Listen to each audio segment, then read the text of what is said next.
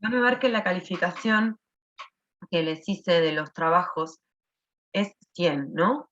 Pero el 100 es simplemente que está aprobado.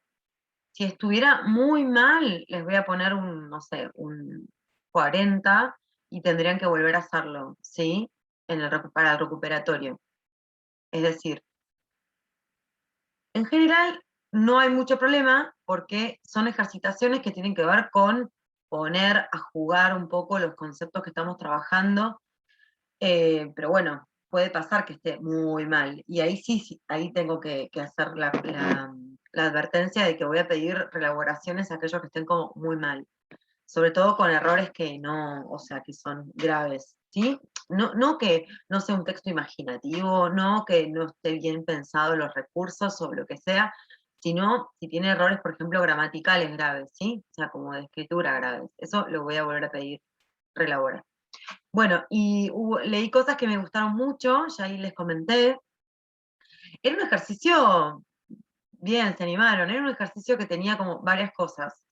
Por un lado, seguir consignas, ¿no? Que es algo que al principio ayuda mucho para centrarse y para saber bien para qué lado ir.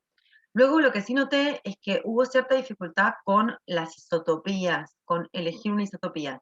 Hay gente que lo hizo muy bien y otros que directamente, nada, pusieron una lista de palabras que no tenían nada que ver entre sí.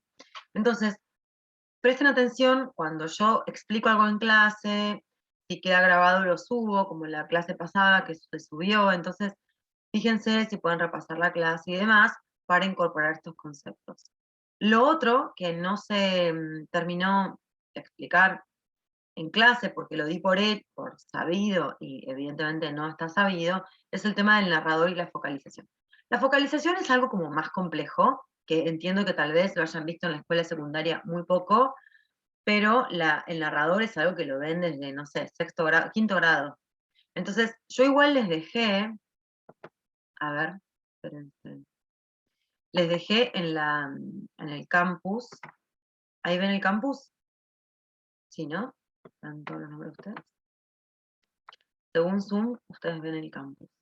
Bueno, acá les dejé ya esto, mucho material, obvio. Acá está eso de la presentación de tipos de narrador, focalización y demás. Vamos a hablar un poquito sobre esto rápidamente hoy, porque yo quiero ya hoy empezar con 1984, ¿sí? Yo acá les dejé también un video de una parte de una clase del año pasado, donde explico esto, entonces no quiero detenerme tanto en este concepto, pero sí es importante que cuando les digan, a ver, sí es importante que cuando les digan cuál es el narrador de tal texto, o elige un narrador, yo creo que sí, ya a esta altura tienen que saber decir, al menos, em, mm, al menos eso, con poder distinguir lo que es un narrador, em, a ver, en primera persona, en segunda persona, eh, testigo, no sé qué, o sea, como que son conceptos que hay que tener.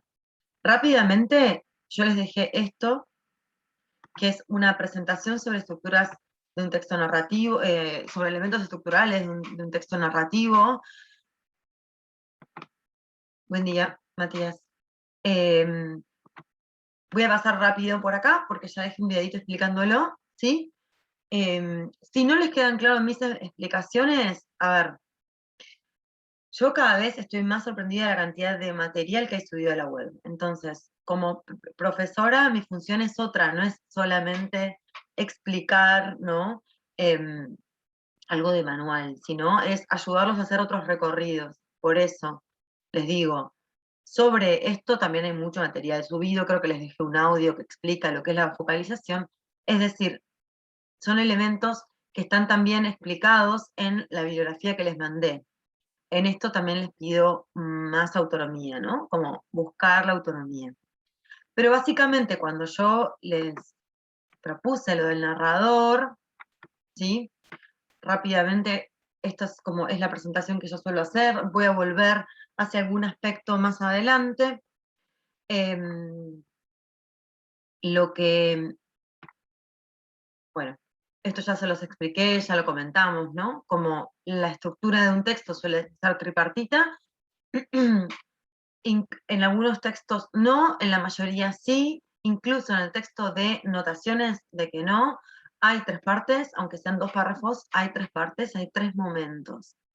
Esos momentos son las secuencias, ¿no? O sea, la presentación puede tener más de una secuencia, el nudo puede tener una secuencia o un montón, y el desenlace puede tener una secuencia o más. ¿A qué me refiero con secuencia narrativa? ¿A alguien le suena?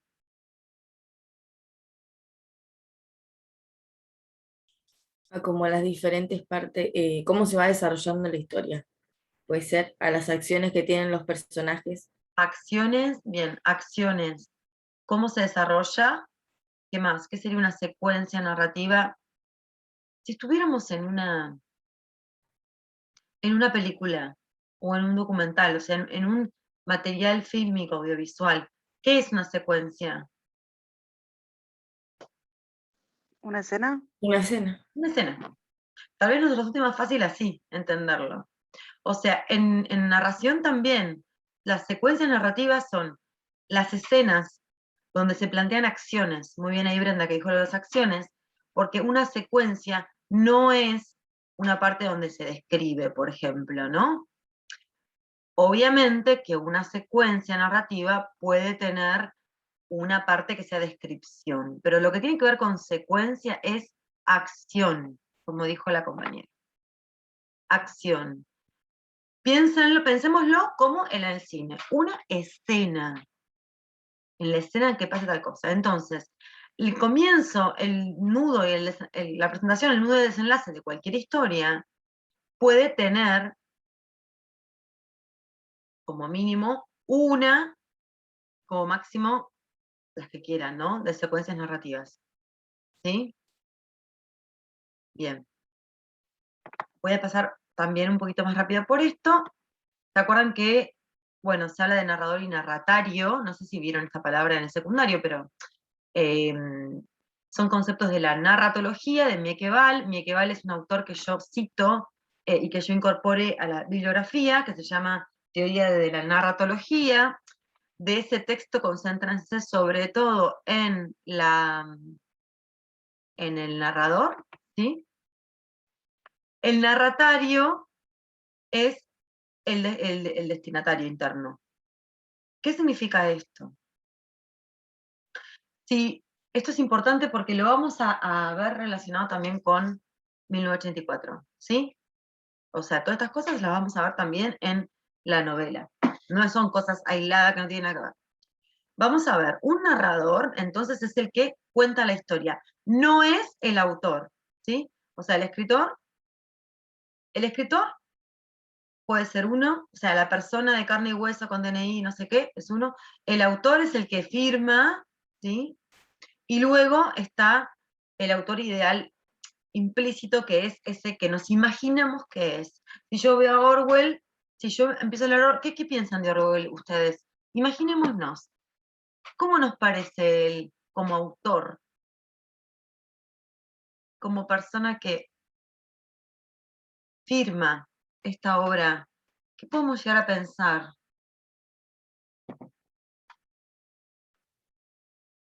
¿Del autor o de quién, del del autor? personaje que escribía? Del autor.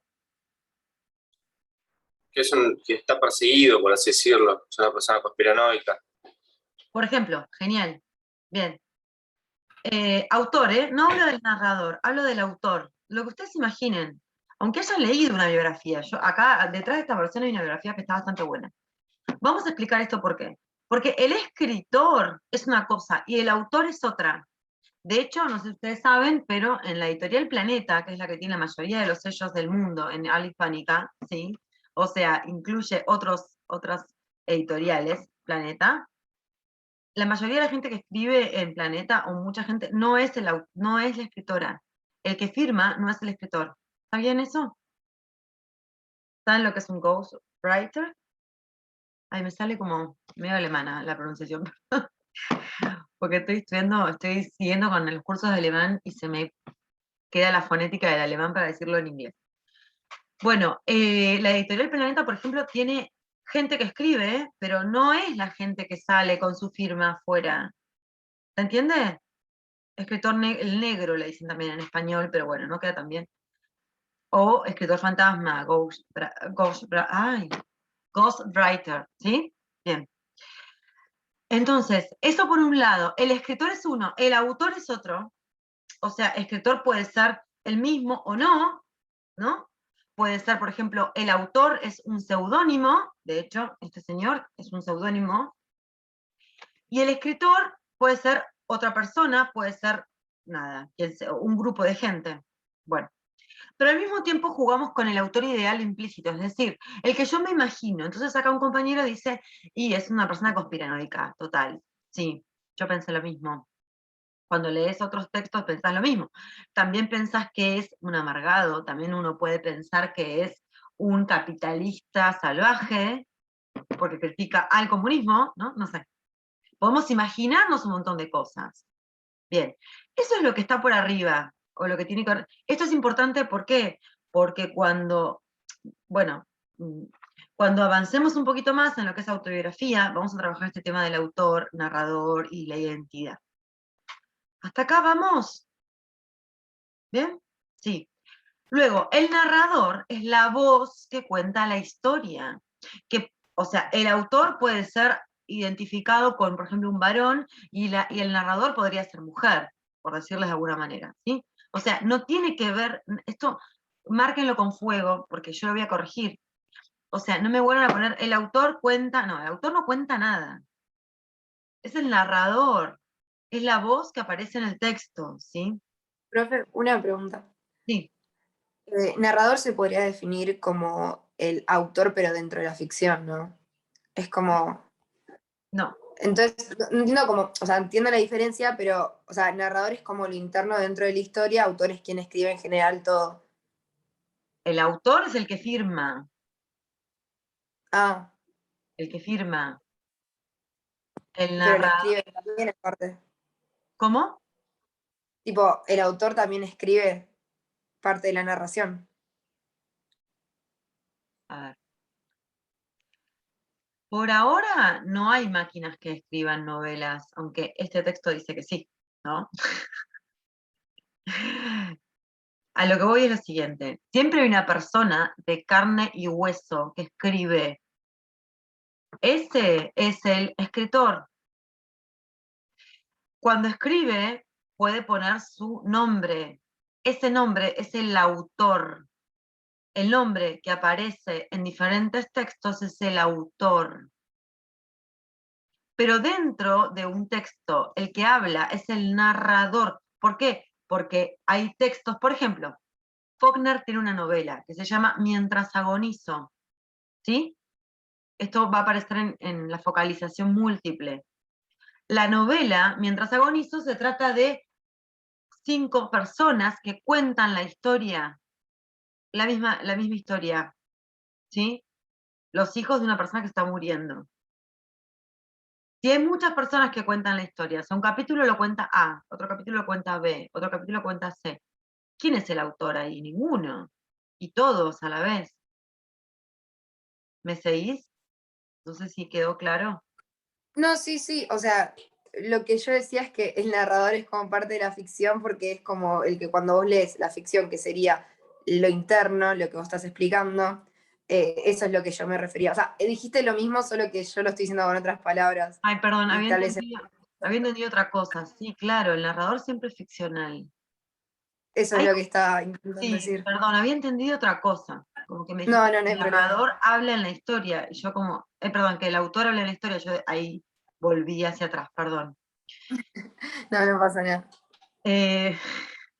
Claro, exacto. Es la voz que se escucha en el texto, es la ficcional.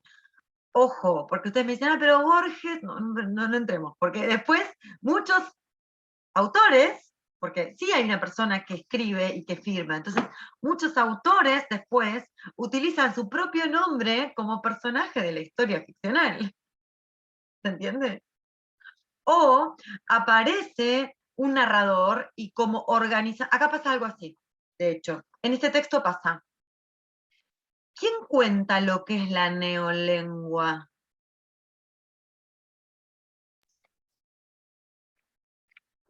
Está en un apéndice. El autor, al ¿no? final. Claro, ahí está en un apéndice.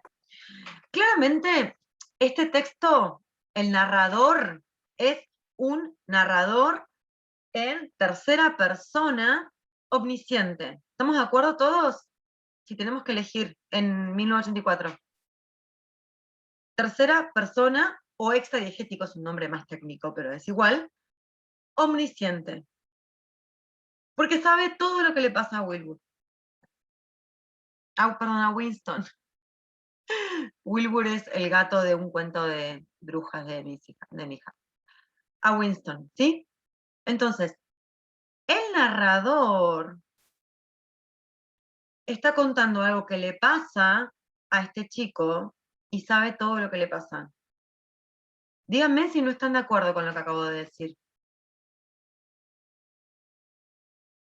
¿Están de acuerdo? Háganme así. Sí, Porque no sabe lo todo lo veo. que le pasa, sabe todo lo que le pasa a Winston, pero yo pensaba que eso era focalizado en Winston. Ah, bueno, muy bien, muy bien, muy bien. Ahí entraste en un caminito que no vamos a entrar hoy, no vamos a entrar ahora, pero vamos a entrar. Está muy bien lo que decís.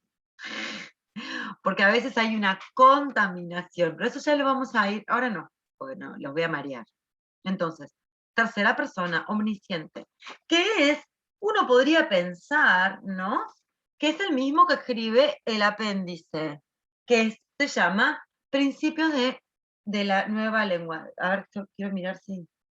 Bien, o sea, hay alguien que organiza esto, este discurso, esta historia, alguien que sabe todo lo que le pasa a Winston y que sabe lo que siente Winston. Entonces es narrador en tercera persona, omnisciente. Si estuviera adentro, si fuera, no sé, em, si Charrington fuera el que cuenta la historia, sería testigo, ¿sí? Bueno. Entonces, el que pone el apéndice, suponemos que es el mismo que cuenta toda la historia. En ningún momento habla de sí mismo. Esta tercera persona omnisciente nunca dice yo, siempre habla de los otros, ¿tá? Como si fuera Dios. Este es el punto de vista de Dios, digamos. ¿De acuerdo? Y rápidamente el narratario es el destinatario, el destinador interno del relato. Que esto, no creo que no lo vieron en la escuela, o sí, también se llama, Humberto Eco lo llama lector in fabula, ahí está, lo voy a decir. Es decir, uno es el que lee esto real, ¿no? O sea, el lector real, Brenda, Matías, Fernando, todos los que estamos acá, Eugenia, somos lectores reales. Somos personas de carne y hueso, con un nombre, con un DNI, con una identificación, ¿sí? Y que agarramos el libro, ¿de acuerdo? Pero luego está el lector in fábula. ¿Qué significa el lector in fábula? ¿Alguien sabe? Creo que es un lector que inventa también. El autor, no sé si está bien dicho autor acá, pero es un lector inventado.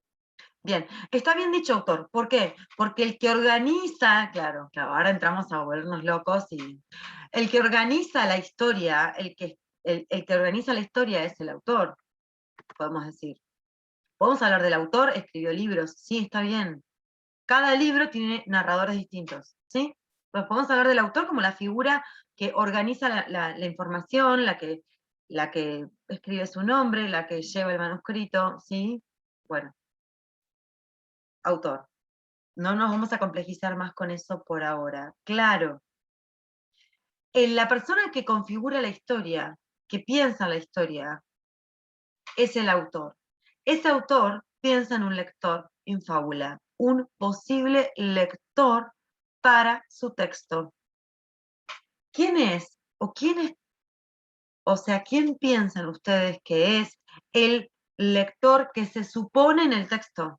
Ya no tenemos que haber entrevistado a Orwell y haberle preguntado, che, ¿y vos para quién escribiste tu historia? Sino a veces el lector in fábula, en general, aparece implícito, aparece escondidito, pero supuesto en el texto. ¿Sí? ¿Quién sería un lector infábula de este texto publicado a finales de la década del 40? Que se llama 1984, o sea que está planteando algo que puede pasar en unos menos de 20 años. Los comunistas, los habitantes de Inglaterra en esa época, los Ujú. políticos. Genial, claro. O sea, en 1949, que es el año en que se terminó de escribir 1984, él quería hacer una advertencia, o el autor plantea esta historia, vamos a hablar así, ¿no? Como con una advertencia de lo que puede pasar si gana el comunismo en el mundo, ¿sí? Plena Guerra Fría, chicos, piensen. O sea, acababa de terminar la Segunda Guerra Mundial, se estaban repartiendo las potencias mundiales y ¿no? La geopolítica se estaba reacomodando, y él escribe esto. Ya, por supuesto, estaba el comunismo en Rusia, ¿de acuerdo? Pocos años después aparece, bueno, casi una década después, está el tema del comunismo en Cuba. Bueno, entonces, está advirtiendo, cuidado con el comunismo, que nos llevan a esto. Bien. ¿Habrá imaginado él que en 1984 alguien leería su libro? O sea, está haciendo un trabajo del futuro, se está animando, está proponiendo, inventando un futuro. Esto a mí me encanta, bueno, me encanta por muchas cosas este texto. En alguna época se daban en las escuelas, creo que algunos de ustedes lo vieron en el colegio también.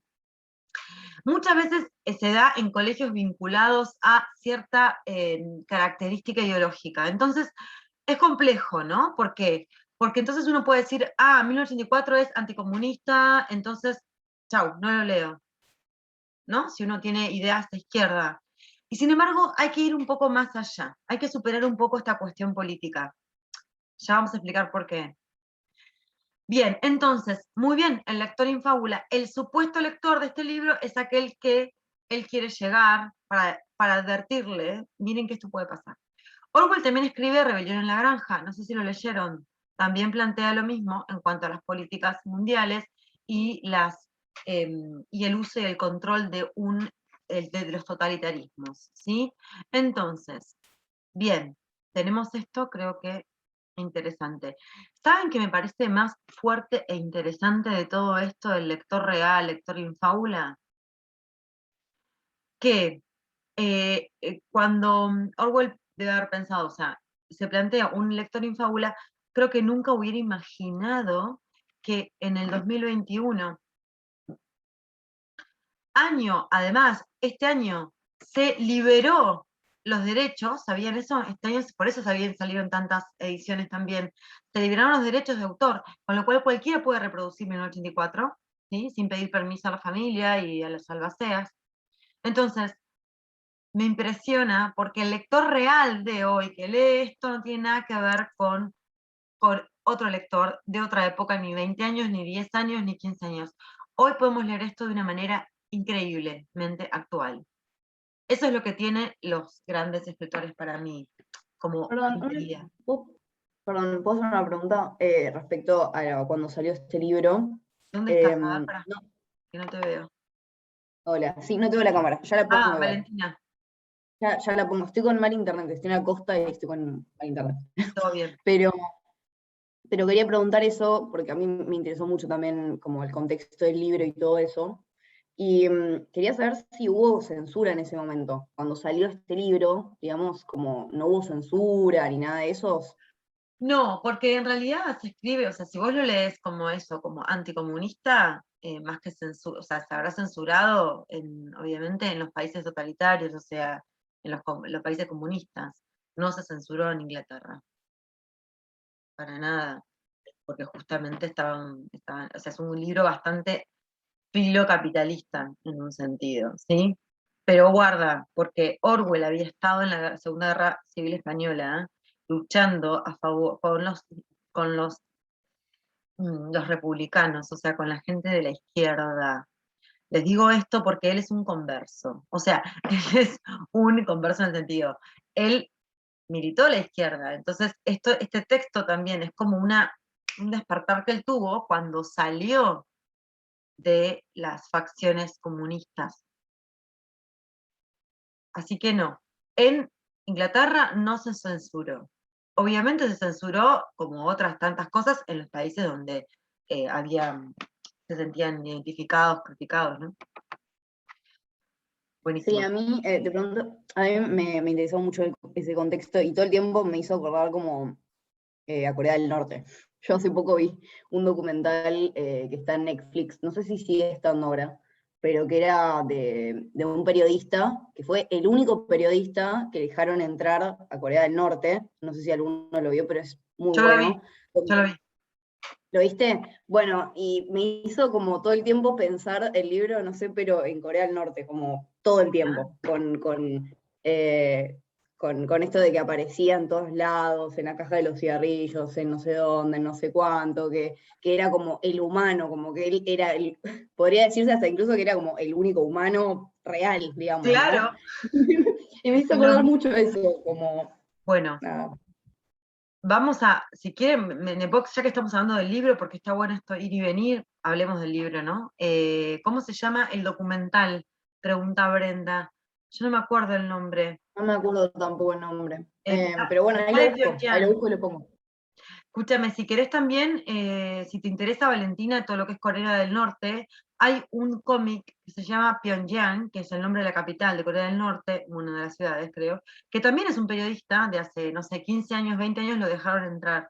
Y mediante un cómic muestra también esto que estás contando y que cuenta en ese documental en Netflix. Súper interesante el tema. A ver. Uy, me reinteresa. ¿Me lo puedes escribir en el Sí. chat, profe? Se llama Pyongyang y es esperen que busco bien, esperen, Yo en una época lo tenía, pero cuando vivía en otro país, y no sé qué pasó con ese cómic. Yo acá no lo volví a ver, lo vi en el exterior, pero se debe poder conseguir a esta altura de la vida, porque digo, yo hace 10 años que lo conseguí. Mira, parece que está en PDF, genial. Es de Guy de Leslie.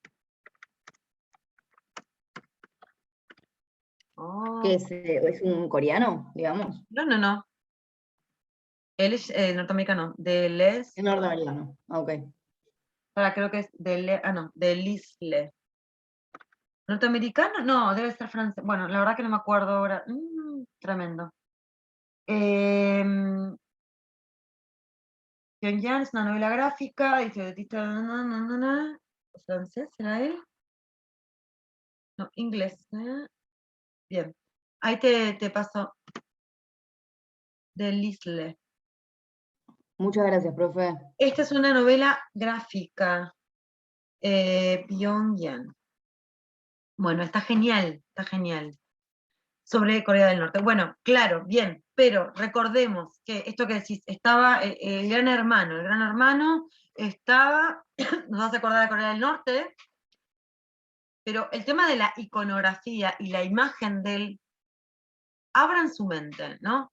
La imagen de un líder político como objeto de adoración y la aparición de esta imagen en todos lados, es algo que seguimos viendo en países democráticos también. Sí, pero el tema es que en 1984 nadie había visto a Big Brother. Bueno, Big Brother, yo lo leí en inglés, El Gran Hermano.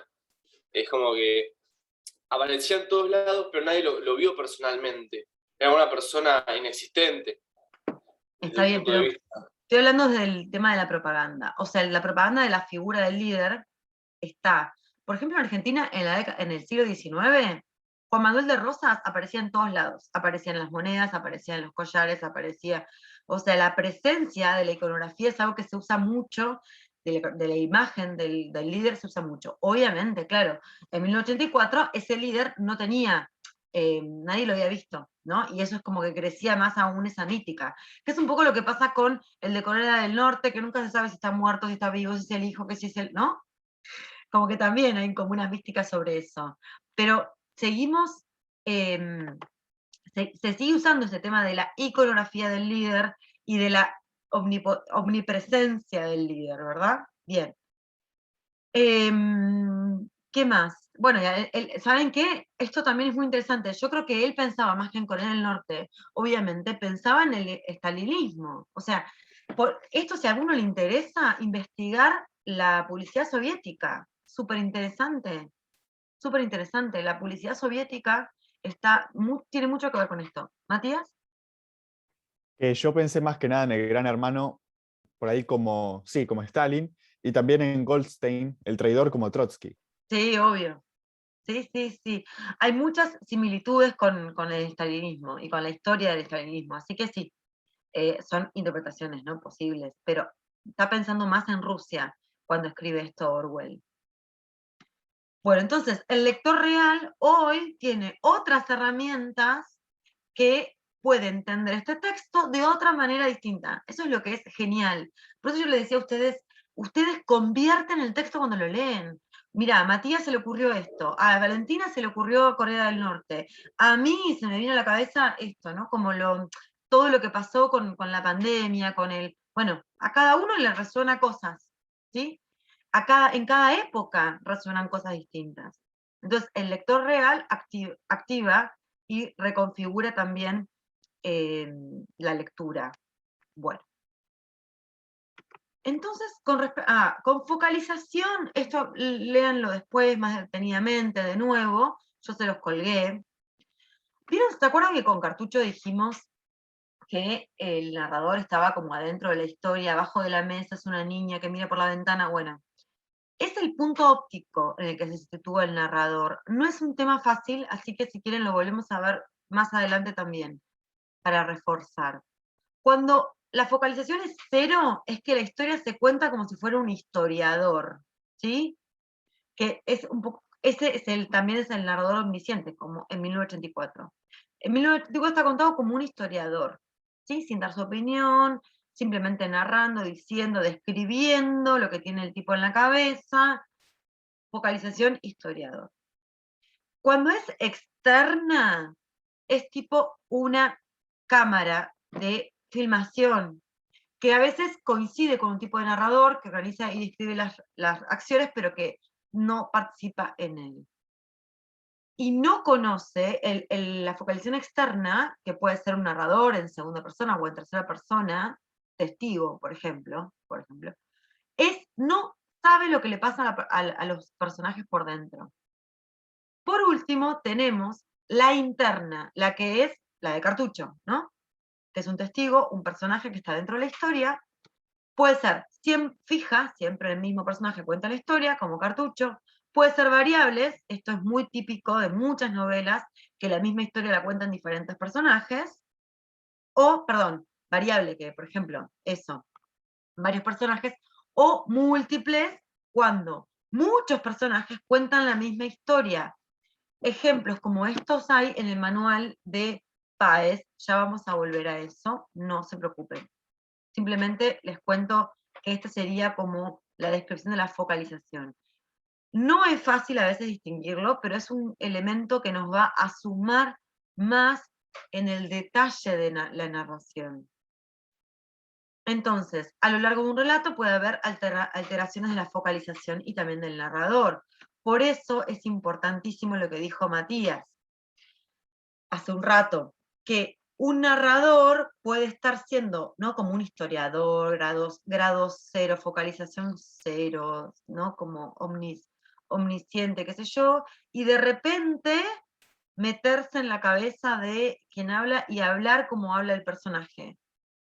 Eso es una alteración, pero no lo vamos a ver eso ahora, pero eso es algo que está muy bueno trabajar. ¿Saben que la fluctuación de la focalización aparece también en algunos de los relatos que ustedes hicieron al comienzo con las notaciones de que no? ¿Por qué? Porque a veces yo les decía, escriban como ansiosos, y ustedes trasladaban la ansiedad al personaje. Bueno, ese tipo de mecanismos tiene que ver con la focalización. Pero ahora no nos vamos a meter en esto. Solamente lo dejo y vamos a volver y volver sobre esto poco a poco, porque sé que es algo que es un poquito complicado. Bueno, esto, otro concepto que es la polifonía, que es cuando aparecen muchas voces en el texto, ¿no? Cuando hay eso, esto aparece en Orwell mucho. O sea, 1984 está contado, por un lado, con una voz, un focalizado, como un historiador, ¿no? O sea, un narrador omnisciente que cuenta las cosas como objetivo, que hace el apéndice de la nueva lengua, pero también hace hablar a quienes, a los personajes, hace hablar al proletariado mínimamente, pero habla en algún momento. Entonces son diferentes voces, clases sociales que hablan. Hace hablar a los que usan la nueva lengua, o hace hablar los textos de la nueva lengua. ¿Se entiende? Todos los textos en general son polifónicos, o sea, recuperan modos de hablar de diferentes personas, tonos de voz, estilos distintos. Vieron que lo que vimos con Keno tiene que ver con esto. Hay textos que tienen un solo estilo y hay otros textos que tienen muchos estilos porque intervienen otras voces, o sea, la del narrador, pero también la de los personajes, ¿no? Y cada personaje representa algo, la autoridad, un adulto, una persona de clase baja, no sé qué. O sea, un texto largo puede tener muchas voces. Bien. Entonces, esto de nuevo, a veces se presentan en formas de diálogos de personas, de personajes, y otras veces se integran al discurso del narrador, ¿sí? Esto vamos a seguir mostrándolo, simplemente es... Sí, se está por cortarlo, lo sé. Ahora volvemos entonces. En este mismo link.